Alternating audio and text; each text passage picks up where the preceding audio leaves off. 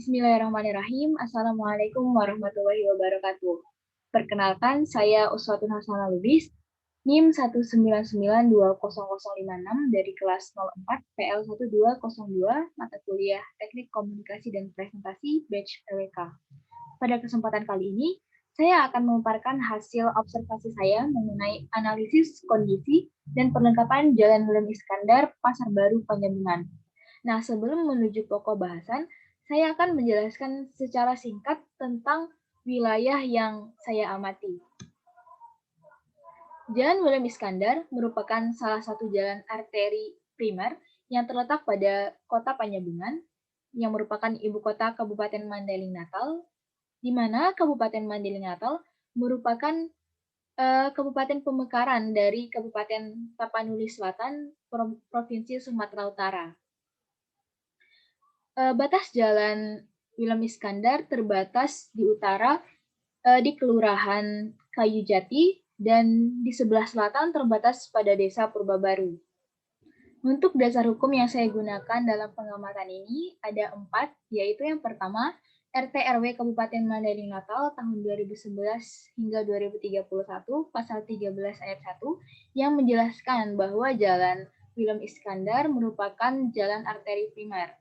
Yang kedua adalah Peraturan Pemerintah Nomor 34 Tahun 2006 tentang Jalan Pasal 22 yang menjelaskan tentang perlengkapan jalan yang terdiri atas perlengkapan jalan yang berkaitan langsung dan tidak langsung dengan pengguna jalan.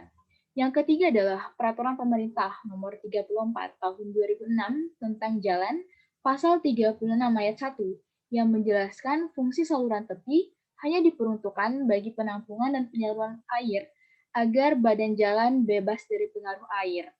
Yang keempat adalah Peraturan Pemerintah Nomor 34 Tahun 2006 tentang Jalan Pasal 43 yang menjelaskan tentang pelarangan penggunaan ruang milik jalan yang mengakibatkan terganggunya fungsi jalan. Nah, berdasarkan dasar-dasar hukum tersebut, saya menemukan 4 permasalahan besar yang berada pada Jalan William Iskandar. Permasalahan pertama adalah tentang kondisi jalan yang sudah sangat buruk, bahkan sebagian sudah hancur, yang menyebabkan terjadinya genangan air ketika hujan deras turun karena kondisi jalan yang sudah berlubang. Permasalahan yang kedua adalah saluran tepi jalan yang tidak berfungsi dengan baik karena terjadinya penyumbatan, sehingga ketika hujan deras turun dan kapasitas saluran sudah penuh, air akan meluap ke jalan dan menyebabkan banjir di jalan, seperti pada gambar. Yang ketiga adalah permasalahan di ruang milik jalan, yaitu penggunaan ruang milik jalan yang mengganggu fungsi jalan, yaitu seperti digunakan sebagai parkir kendaraan seperti becak, mobil, angkutan umum, atau bahkan digunakan oleh pedagang kaki lima untuk berjualan. Hal ini menyebabkan masalah karena dengan adanya parkir kendaraan di ruang milik jalan dan pedagang kaki lima dapat mengakibatkan kepadatan lalu lintas. Yang keempat adalah permasalahan rambu lalu lintas. Nah, yang sangat miris di Jalan William Iskandar ini adalah rambu lalu lintas yang sudah mati dan tidak berfungsi. Dengan tidak adanya rambu lalu lintas menjadi tidak tertib dan sering terjadi kemacetan dan kepadatan.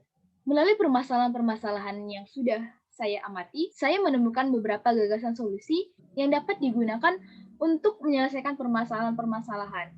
Yang pertama adalah mengadakan perbaikan jalan dan pemilihan material pembangun jalan sehingga jalan kuat dan tahan lama.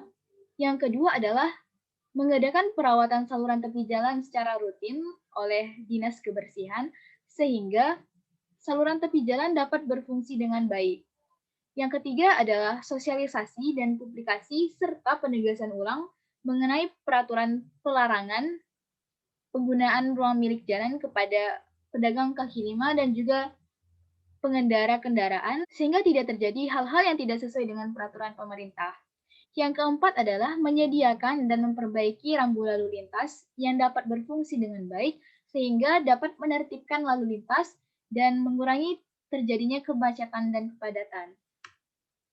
Nah, untuk potensi sendiri, berdasarkan RT/RW Kabupaten Mandailing Natal tahun 2011 hingga tahun 2031, pasal 90 ayat 3 menjelaskan bahwa adanya rencana pengadaan tanah diperlukan untuk konstruksi jalan baru, pelebaran jalan, atau perbaikan alinemen. Sekian pemaparan hasil observasi yang sudah saya lakukan. Kurang dan lebihnya saya mohon maaf. Wassalamualaikum warahmatullahi wabarakatuh.